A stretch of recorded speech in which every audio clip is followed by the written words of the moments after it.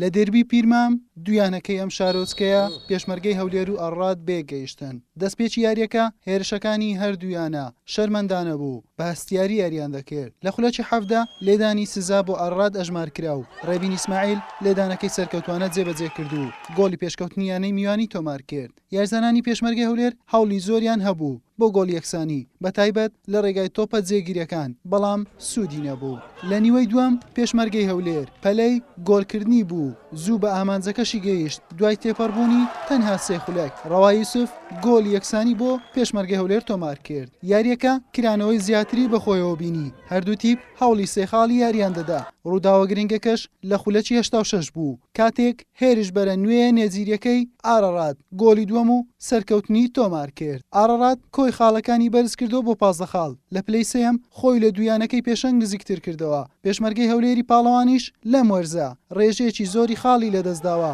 بە 11 خاڵ لە خانەی شەشەمدایە. حوسێن محەممەد، کەناڵی پێام، پیرمام.